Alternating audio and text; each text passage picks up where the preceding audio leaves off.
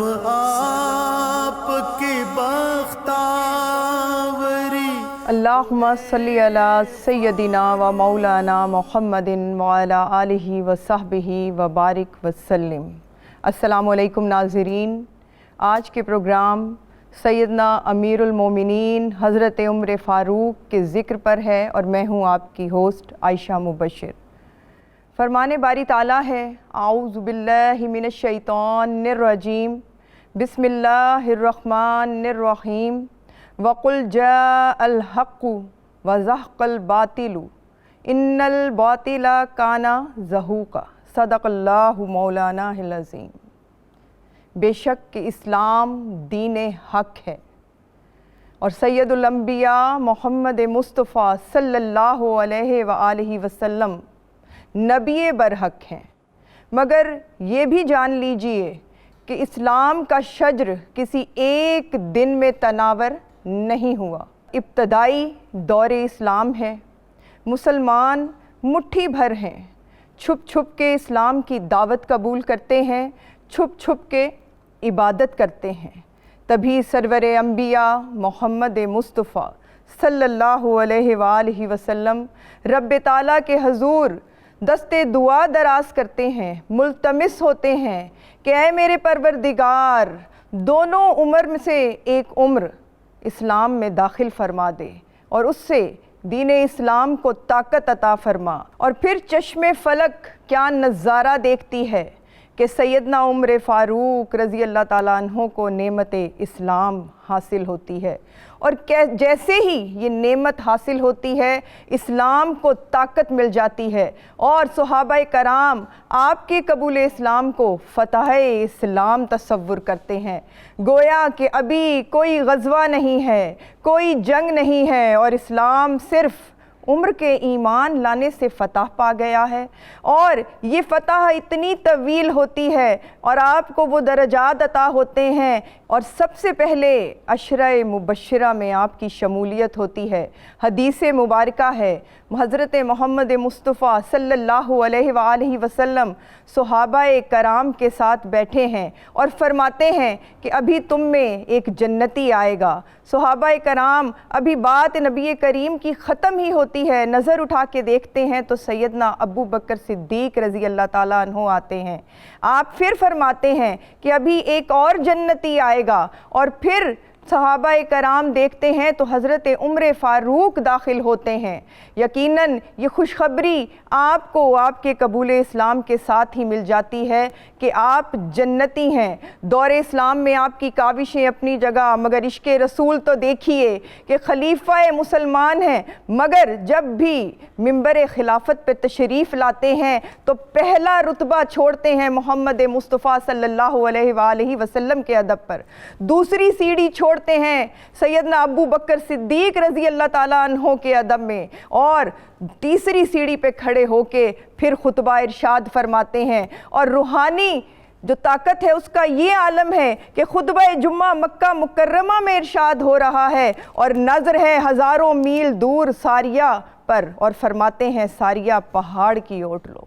آج انہی کا ذکر خیر ہوگا، آج ان کی شہادت کے حوالے سے بھی بات ہوگی، ان کی سلطنت کے حوالے سے بھی بات ہوگی، ان کے عشق کے حوالے سے بھی بات ہوگی، اور اس عظیم ہستی پہ گفتگو کے لیے ہمارے ساتھ یہاں اسٹوڈیو میں موجود ہیں معروف اسکالر پروفیسر محترمہ نورید فاطمہ صاحبہ، ہم آپ کو خوش آمدید کہتے ہیں۔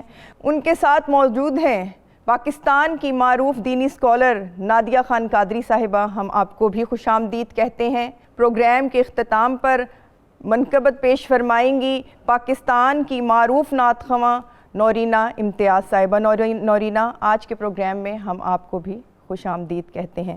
تو سب سے پہلے میں آؤں گی پروفیسر صاحبہ آپ کی طرف کہ آج جس ہستی کا ذکر خیر ہے، کیا ان کا ذکر، اللہ رب العزت فرماتا ہے نا کہ انسان پہ ایک ایسا بھی دور گزرا ہے جب وہ کوئی قابل ذکر شے نہیں تھا، یعنی کہ جب ہستی وجود میں آتی ہے، بشری پیکر میں آتی ہے، تصور تو یہ کیا جاتا ہے ذکر تب ہی شروع ہوتا ہے، مگر کچھ اس چیز پہ روشنی ڈالے کہ آپ کا ذکر کیا آپ کے آنے سے پہلے بھی تھا، سماوی کتابوں میں بھی تھا، اور جب آپ آئے اس کے بعد کچھ حالات پہ روشنی ڈالیں. بہت شکریہ عائشہ. بسم اللہ الرحمن الرحیم.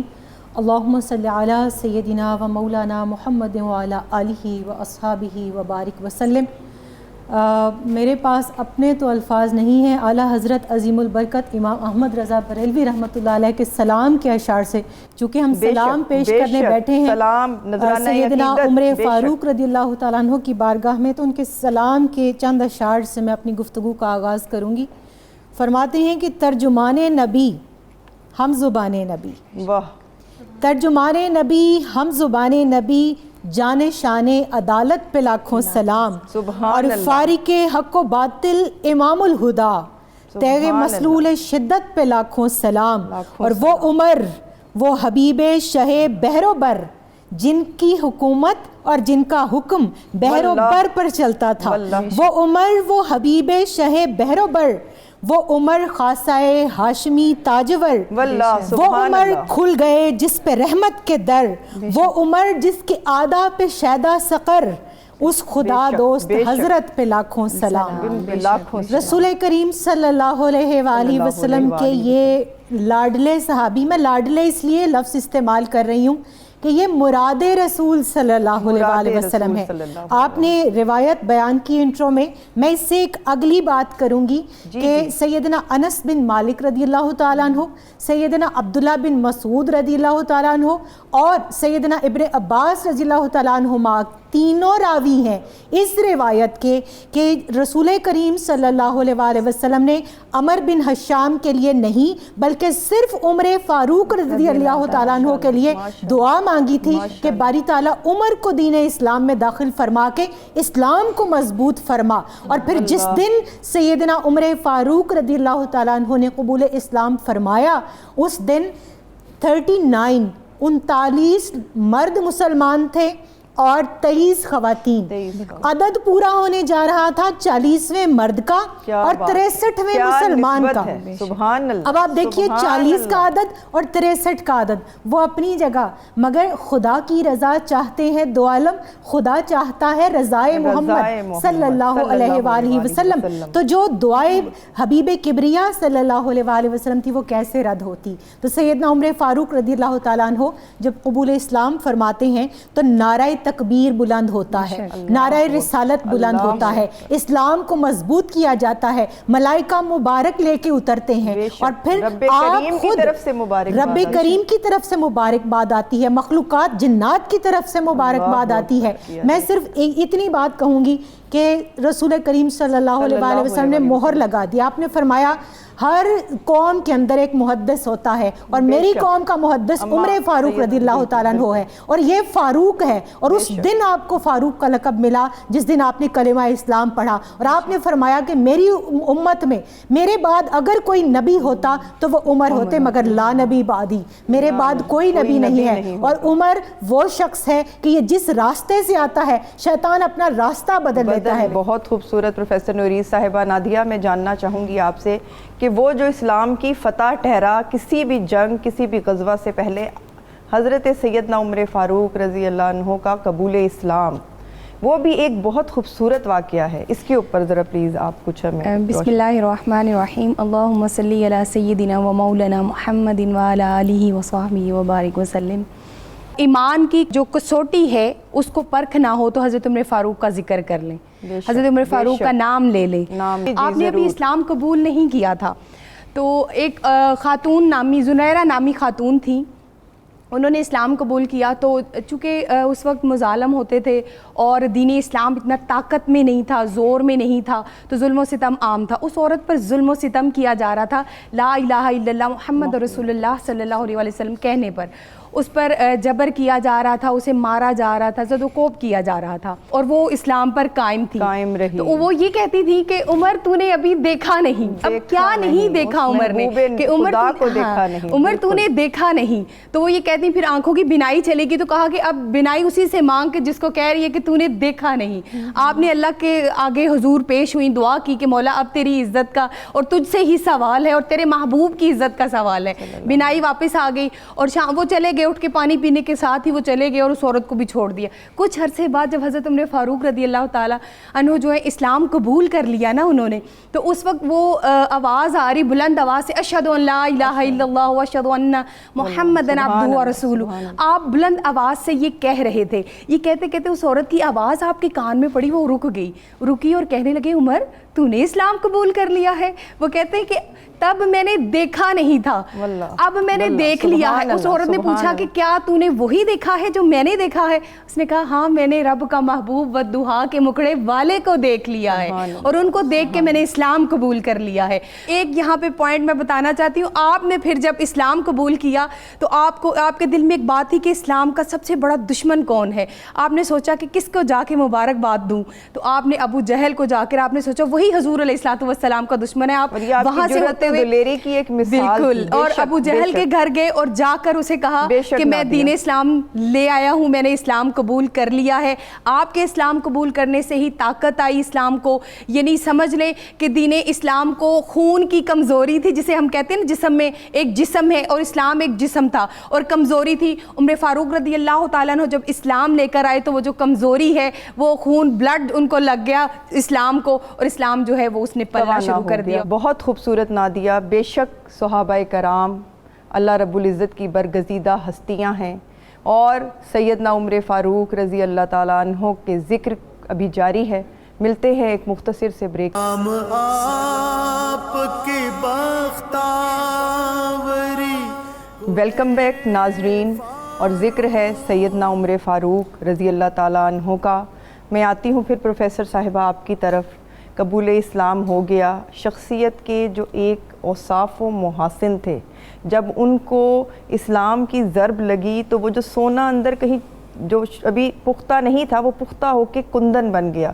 تو آپ کی عالی مرتبہ شخصیت کے کچھ اوصاف و محاسن بیان کریں۔ یہ وہ لوگ تھے کہ جو شخصیت ساز تھے، تاریخ ساز تھے، انسان گر تھے، اور یہ وہ لوگ تھے کہ جس کے لیے ایک علامہ نے کہا تھا نگاہ مرد مومن سے بدل جاتی ہیں تقدیریں۔ تو ان کی شخصیت کے اندر قبل از اسلام بھی وہ تمام محاسن، وہ تمام خصائل موجود تھے، اور چونکہ ان کی ذات جامع المحاسن تھی تبھی تو یہ آپ صلی اللہ علیہ وآلہ وسلم کی مراد ٹھہرے۔ اور آپ نے فرمایا کہ میرے 2 وزیر آسمانوں پر ہیں، 2 زمین پر ہیں، جبریل اور میکائیل آسمان پر اور ابو بکر و عمر زمین پر۔ اور اس کی تصدیق مولا کائنات شیر خدا کرم اللہ وجہہ الکریم یوں فرماتے ہیں کہ آپ فرماتے ہیں کہ میں نے اتنی مرتبہ رسول کریم صلی اللہ علیہ وآلہ وسلم کی زبان اقدس سے سنا، انا و ابو بکر و عمر، انا و ابو بکر و عمر، کہ مجھے رشک آتا ہے کہ جب ان کو شہید کیا گیا اور ان کو کفن دیا گیا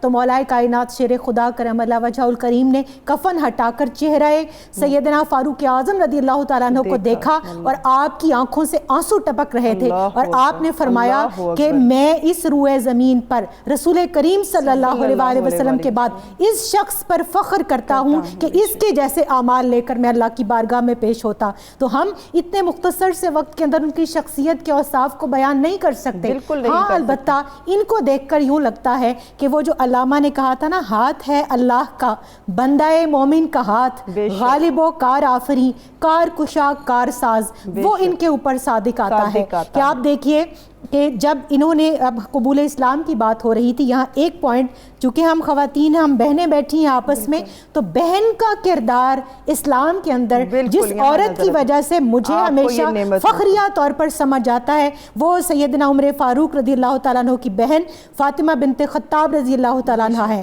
کہ جب ان کے گھر میں حضرت خباب رضی اللہ تعالیٰ عنہ بھی موجود تھے، ان کے شوہر، اور یہ سورہ طٰہٰ کی تلاوت کر رہی تھی، تاریخ دان یہ لکھتے ہیں کہ سیدنا عمر فاروق رضی اللہ تعالیٰ عنہ اتنے طویل القامت اور طویل الجثہ تھے اور ان کی شخصیت کا اتنا روب تھا کہ عورتیں مرد مرعوب ہو جاتے تھے، لیکن ان کی بہن، اللہ نے پھر اسی بہن کو یہ جرت، یہ استقامت اور دین پر یہ ڈٹے رہنے کی توفیق عطا کی۔ انہوں نے کہا عمر تو میرا کچھ بھی بگاڑ لے، میں اللہ تعالیٰ کو واحد اور لا شریک مانتی ہوں اور میں محمد صلی اللہ علیہ وسلم کو اللہ کا آخری رسول مانتی ہوں۔ اور پھر ان کی اس جرت اور استقامت نے ان کے دل کو بدل دیا۔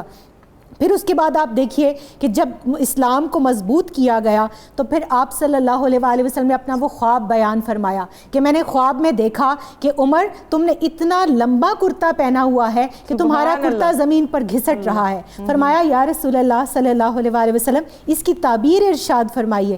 فرمایا کہ اس کی تعبیر یہ ہے کہ تمہارے ذریعے سے اللہ تعالیٰ اسلام کو وہ ایکسپینشن دے گا، وہ وسعت دے گا، فتوحات اتنی زیادہ ہوں گی کہ اسلام دور دور تک پھیل جائے گا۔ اور پھر تاریخ لکھتی ہے، آج تاریخ کے ورق الٹے تو پتہ چلتا ہے کہ سیدنا عمر فاروق رضی اللہ تعالیٰ عنہ 2 لباس تھے صرف آپ کے پاس، بالکل ایک دھوتے اور ایک پہنتے، اور اس لباس پر بھی 4 وہ پیوند لگے ہوئے تھے کہ ایک پیوند کا کپڑا دوسرے سے میچ نہیں کرتا تھا، لیکن آپ کی سلطنت 26 لاکھ مربع میل پر مشتمل تھی کہ اس میں سورج غروب نہیں ہوتا تھا۔ اور آپ کا یہ حال تھا کہ جب آپ کوئی گورنر مقرر کرتے تو آپ 4 شرائط رکھتے کہ تم نے گھوڑے پر سفر نہیں کرنا، چھنے آٹے کی روٹی نہیں کھانی، باریک لباس نہیں پہننا، اور تمہارا دروازہ ضرورت مندوں پر کبھی بند نہ ہو۔ یہ وہ سیدنا عمر فاروق رضی اللہ تعالیٰ عنہ ہیں جنہوں نے ہمیں عشق رسول صلی اللہ علیہ وسلم اور کرسی کے پیرامیٹر دے رہے ہیں۔ بالکل، اور آنے والے ادوار کے لیے آج سب یہ روایت بیان کرتے ہیں، مگر آج کاش پوری دنیا کے 57 ممالک میں، اسلامی ممالک جو ہیں، کوئی سیدنا عمر فاروق رضی اللہ تعالیٰ عنہ کا اللہ تعالیٰ غلام عطا کر دے کہ جو خود فرماتے ہیں کہ اگر فرات کے کنارے ایک بکری کا بچہ بھی مر گیا تو عمر سے اس کا مواخذہ ہوگا۔ آج وہ دور کہ جس دور کے اندر دینے والے تو ہوتے تھے، لینے والا نہیں ملتا تھا، وہ کیسے انہوں نے کریٹ کیا۔ 10.5 سال آپ کا دور خلافت ہے، اس کے اندر کوئی رات ایسی نہیں تھی جس رات میں سیدنا عمر فاروق رضی اللہ تعالیٰ عنہ گشت نہیں کرتے تھے، اور یہ ان کی سچائی تھی۔ آپ نے ثابت کیا کہ حاکم وقت اگر دیانتدار ہو تو رعایا بے ایمانی نہیں کر سکتی۔ کہ آپ گشت کر رہے تھے، گلی سے گزرے، ماں اپنی بیٹی سے کہہ رہی تھی کہ بیٹی دودھ میں پانی شامل کر لو، بیٹی نے کہا کہ نہیں ماں، خلیفۃ الوقت کا حکم ہے کہ جو ملاوٹ کرے گا اس کو درے لگائے جائیں گے، اس پر حد جاری ہوگی۔ اور پھر کیا حدیث رسول صلی اللہ علیہ وسلم یاد نہیں؟ تو ماں نے کہا کہ بیٹی حدیث تو ٹھیک ہے لیکن ہماری ضرورت پوری ہو جائے گی، ہمیں دنیا کا مال زیادہ مل جائے گا۔ کہنے لگی اور عمر کون سا ہمیں دیکھ رہا ہے؟ بیٹی نے کہا ماں میں ایسا نہیں کر سکتی۔ پھر اسی بیٹی کو اپنے بیٹے عاصم کے لیے منتخب کیا، جن کی اولاد سے آگے، جن کے نواسے آگے سیدنا عمر بن عبدالعزیز رضی اللہ تعالیٰ عنہ ہیں، تو وہ عمر کی اولاد ہی عمر ہو سکتی ہے۔ بے شک نادیہ آپ کی طرف آؤں گی، کتنے ہی خوبصورت انداز میں ان کے کردار کے، جیسا کہ نورید نے فرمایا کہ ان کے محاسن کا احاطہ نہیں ہو سکتا، مگر ہم نے اپنا اپنا حصہ ڈالنا ہے۔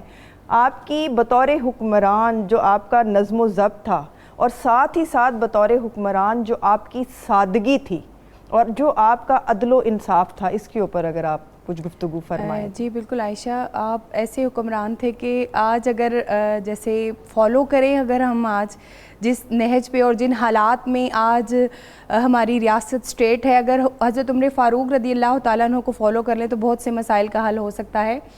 تو آپ کی فتوحات کا سلسلہ جیسا کہ جاری ہے وہ اسی وجہ سے کہ آپ عدل و انصاف کو قائم رکھتے تھے۔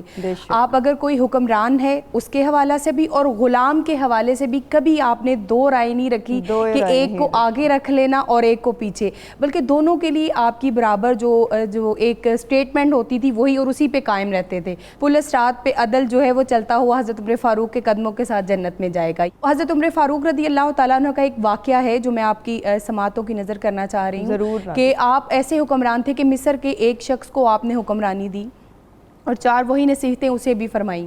آپ نے کہا کہ اس طرح تم نے گھوڑے پہ سوار نہیں ہونا، اور غریب کے ساتھ عدل و انصاف کرنا ہے، اور کھانا جو ہے اس کو سادگی سے کھانا ہے، اور لباس سادہ پہننا ہے۔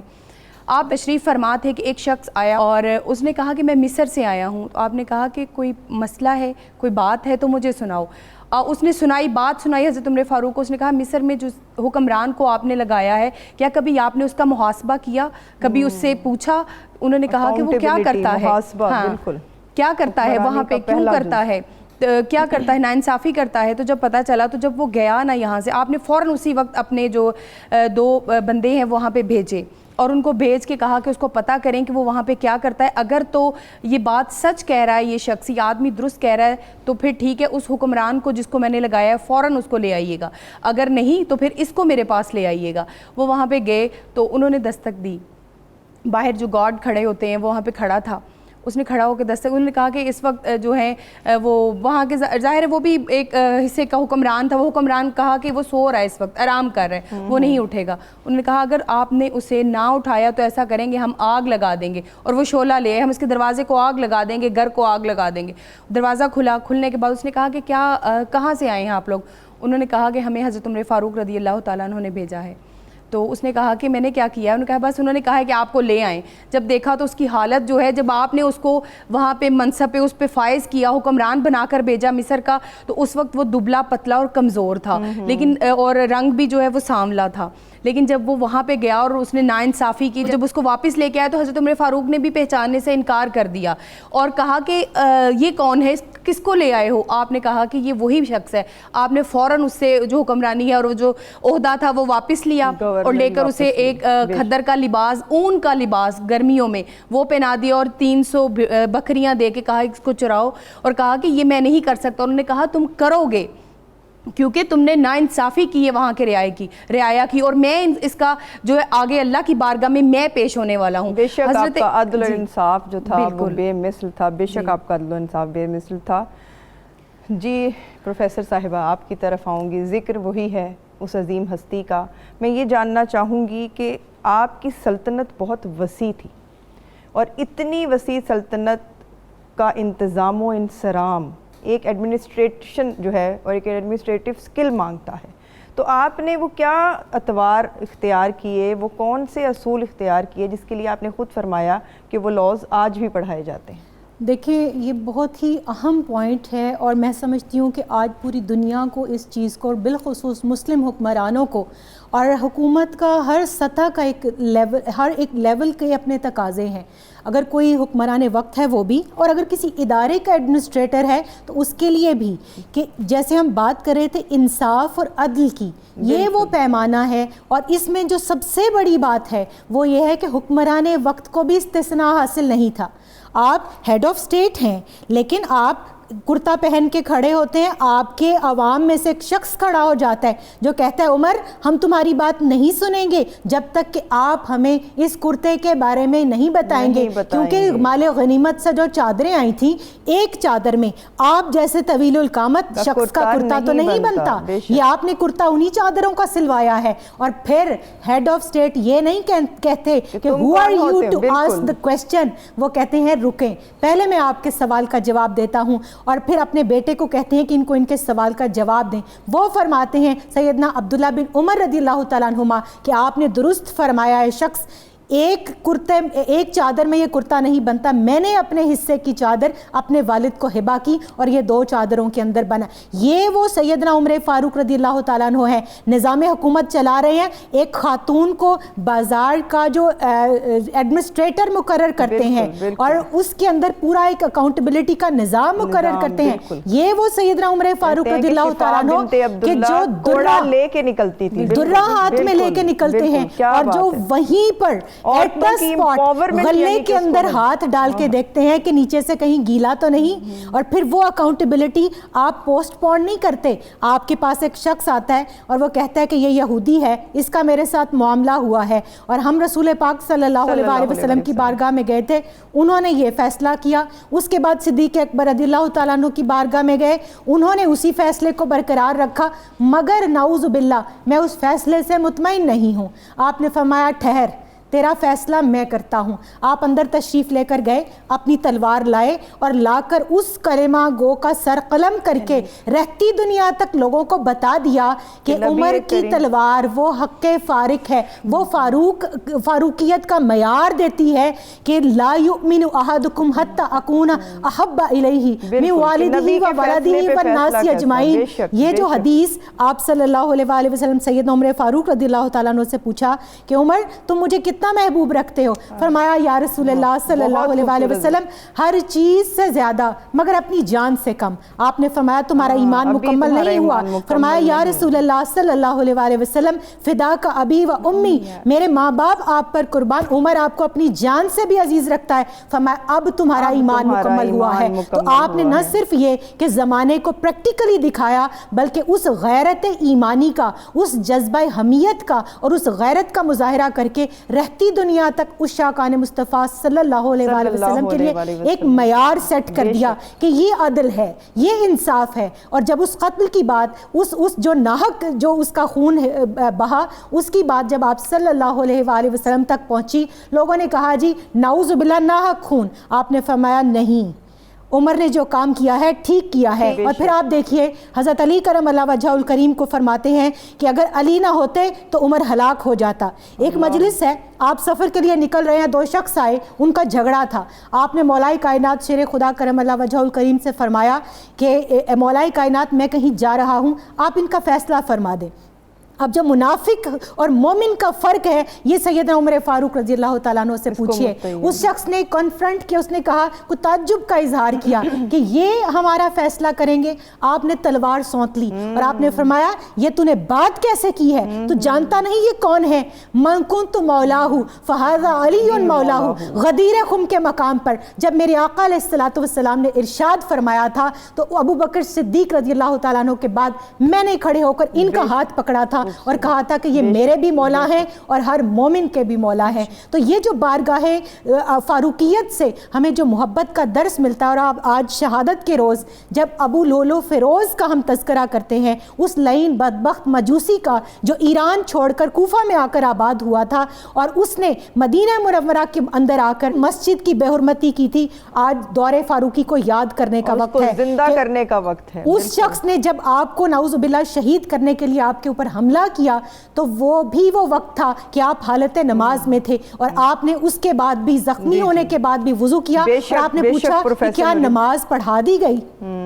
یہ نظام ہمیں اس ملک کے اندر دوبارہ رائج کرنا ہے. پروفیسر نورید, بہت خوبصورت آپ نے ذکر کیا, اور خود سیدنا عمر فاروق رضی اللہ تعالیٰ عنہ اپنے بارے میں فرمایا کرتے تھے کہ میں اپنے نبی کریم محمد مصطفیٰ صلی اللہ علیہ وآلہ وسلم کی وہ برہنہ تلوار ہوں جسے وہ جب چاہتے ہیں نیام میں رکھتے ہیں. اسی ذکر کے ساتھ ہم دوبارہ آپ کی بختاوری پروگرام سیدنا عمر فاروق رضی اللہ تعالیٰ عنہ میں آپ کو ایک دفعہ پھر خوش آمدید کہتے ہیں. جی نادیہ, جو نظام آپ نے نافذ کیا اپنے دور حکومت میں, اس کی کیا خصوصیات, مزید کچھ اگر آپ اس پہ روشنی ڈالیں. جی عائشہ, آج جتنے بھی قوانین ہیں, اسپیشلی ٹیکس ہو گیا, خواتین کو پارلیمنٹ میں ایک پوری حیثیت کے ساتھ بیٹھنا, یہ بھی سیدنا عمر فاروق رضی اللہ تعالیٰ عنہ نے رکھی ہے اس کی بنیاد. اس کے علاوہ آپ نے علماء اکرام کے لیے بہت زیادہ جو ہے وظائف کا ایک پراپر انتظام کیا کہ وہ دین اسلام کو جو ہے وہ پھیلاتے ہیں ان کے لیے. اس کے علاوہ آپ نے قرآن پاک کو کتابی صورت اور کتابی شکل بھی دی, کیونکہ اس دور میں جنگیں ہوتی تھی اور شہداء جو ہیں وہ بڑھ گئے تھے اور جو حافظ قرآن تھے وہ بھی ان میں شامل تھے, تو آپ نے کتابی صورت بھی. اس کے علاوہ آپ نے جو معذور لوگ تھے اسپیشلی ان کے لیے وظائف اور تعلیم کا, جی بالکل, ویلفیئر سسٹم کا. پھر اس کے علاوہ خواتین کو آپ نے ہمیشہ سپورٹ کیا حضرت عمر فاروق رضی اللہ تعالیٰ عنہ نے. اس میں حق مہر کی بات آ جائے تو بھی حضرت عمر فاروق رضی اللہ تعالیٰ عنہ کا نام لیا جائے گا. اس کے علاوہ عورت کی جب ظاہر ہے وہ زمانہ کچھ اس طرح کا تھا کہ جاہلیت کا تھا, اور اسلام جو ہے وہ آپ ہی کے جو حضرت عمر فاروق کی جو خلافت کا دور تھا اس میں بہت زیادہ پھیلا تھا. تو اس وقت خواتین کو دوسری شادی کے لیے, مطلب اگر ڈائیورس ہو جاتی یا وہ بیوہ ہو جاتی نا, تو دوسری شادی پہ لوگ جو ہے اعتراضات کیا کرتے تھے، حالانکہ حضور علیہ السلام کا فرمان موجود تھا اور لیکن عمل پیرا پھر بھی آج بھی موجود ہے وہ ساری چیزیں کہ لوگ نہیں فالو کرتے.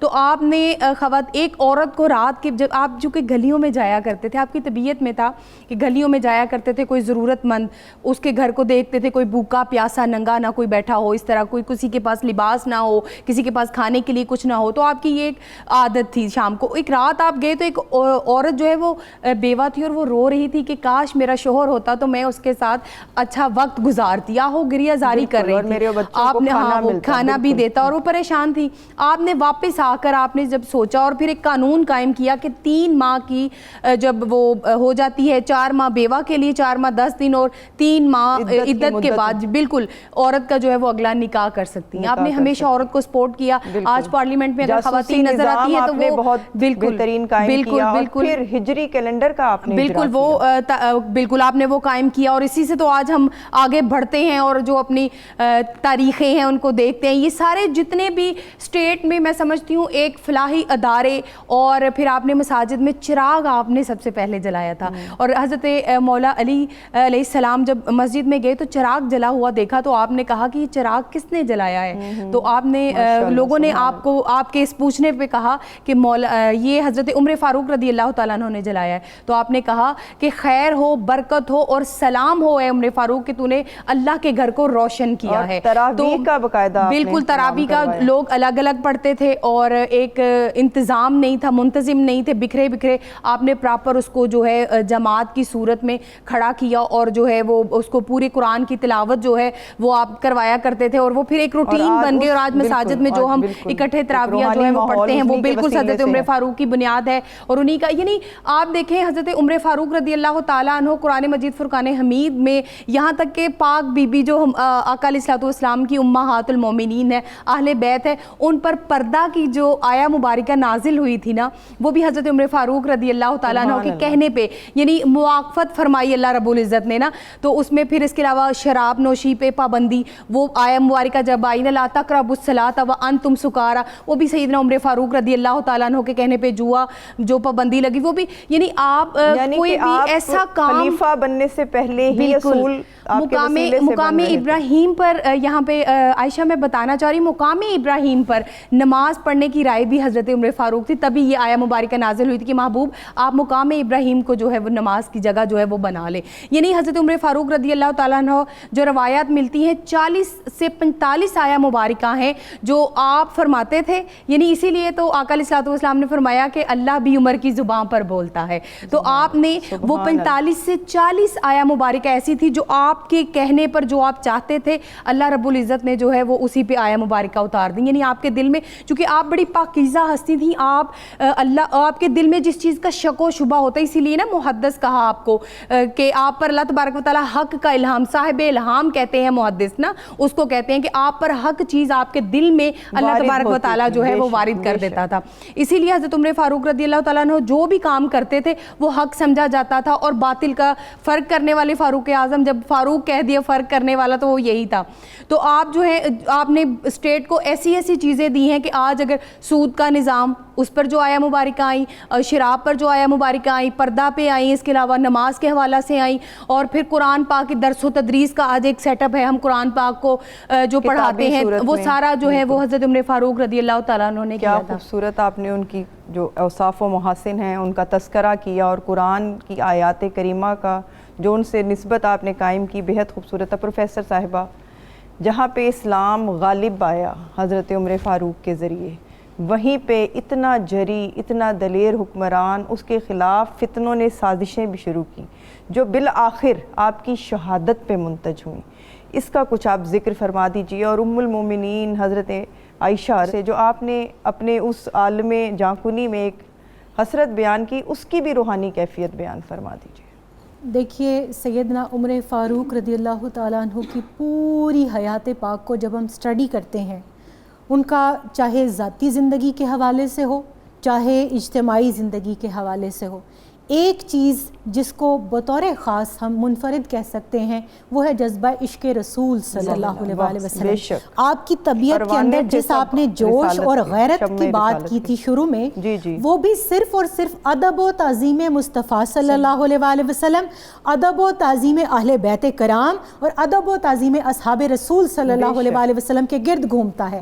اب آپ دیکھیے وظائف جو مقرر ہوتے ہیں تو آپ صحابہ بدری صحابہ کے وظائف جو مقرر کرتے ہیں, سیدنا امام حسن اور سیدہ امام حسین علیہ السلام کے وظائف ان سے زیادہ مقرر کرتے ہیں. اور جب آپ ہی کے بیٹے سیدنا عبداللہ بن عمر رضی اللہ تعالیٰ عنہ پوچھتے ہیں, استفسار کرتے ہیں, تو آپ فرماتے کیا تیری ماں ان جیسی ہے, کیا تیرا باپ ان جیسا ہے, کیا تیرا نانا ان کے نانا جیسا, کیا تیری نانی ان کے نانی جیسی, اگر نہیں ہے تو پھر تو کاہے کا ان سے جو ہے مثلیت کا جو ہے وہ حق لے کر آیا ہے. اور جب آپ نے شہادت کی بات کی ہے تب بھی وہی ادب تعظیم رسول صلی اللہ علیہ وسلم آپ کے پیش نظر ہے. اب یہ دیکھیے کہ اس جو وزیر رسول صلی اللہ علیہ وسلم اس کو جب یار مزار بننا ہے تو سیدہ عائشہ صدیقہ طیبہ طاہرہ رضی اللہ تعالیٰ عنہ کے پاس اپنے بیٹے کو بھیجا اور کہا کہ عمر کیونکہ جب طبیبوں نے زخم کے بعد ناف کے نیچے جو آپ کو ضرب لگائی گئی تھی, جب وہ اس سے آپ کے معدہ اور آپ کی انتڑیاں کٹ گئی تھیں, تو جب آپ کو کوئی بھی چیز پینے کے لیے بھی دی جاتی تھی تو وہ آپ کے جسم سے خارج ہو جاتی تھی. حکماء اور طبیبوں نے بتا دیا تھا کہ اب شہادت جو ہے قطعی ہے.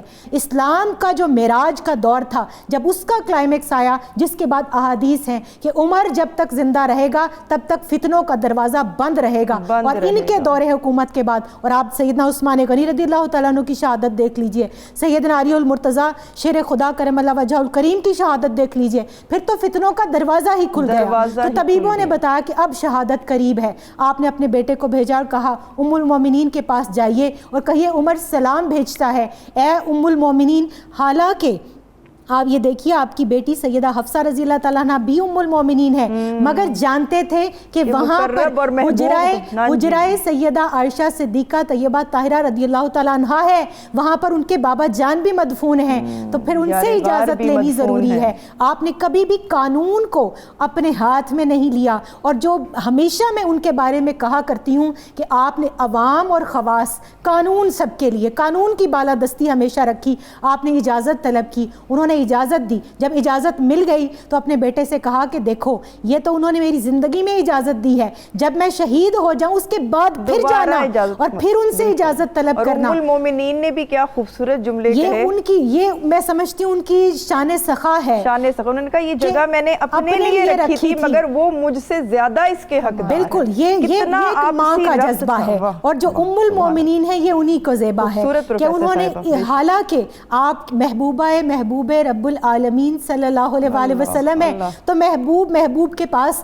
کس طرح سے قربت چاہتا ہے یہ اللہ تعالیٰ کا جو نظام ہے یہ ہر شخص جانتا ہے, مگر قربانی بھی وہی ہے جس کو قرآن نے کہا کہ لن تنالوا البر حتی تنفقوا مما تحبون. آپ نے وہ جگہ ہبہ کی, اور اس کے بعد جب سیدنا عمر فاروق رضی اللہ تعالیٰ عنہ کو جنازے کے لیے لے جایا گیا, جنازہ حضرت صہیب نے پڑھایا, اس کے بعد جب آپ کو مزار رسول صلی اللہ علیہ وسلم کے بعد آپ کی میت کو رکھا گیا, تو آپ نے اس وقت پھر جس اجازت کی وصیت کی تھی وہ اجازت مانگی گئی کہ آپ کا غلام عمر آیا ہے اور اجازت چاہتا ہے آپ کے قرب میں دفن ہونے کے لیے, اور پھر آواز سنی گئی کہ دوست کو دوست کے پاس لے آؤ. اور پھر اس وقت میں آپ صلی اللہ علیہ وسلم کے جو یار غار تھے, جو یار مزار تھے, انہی کے ساتھ پھر ان کو بھی وہاں پر دفن کیا گیا. بے حد شکریہ پروفیسر صاحبہ. آج کی نشست میں ہم نے جانا کہ سیدنا عمر فاروق نہ صرف اس دور کے حکمرانوں کے لیے بلکہ قیامت تک کے حکمرانوں کے لیے مشعل راہ ہیں. پروگرام کے اینڈ پہ میں درخواست کرتی ہوں پاکستان کی معروف نعت خواں نورینہ امتیاز سے کہ وہ سیدنا عمر فاروق رضی اللہ تعالیٰ عنہ کی بارگاہ میں منقبت پیش کریں.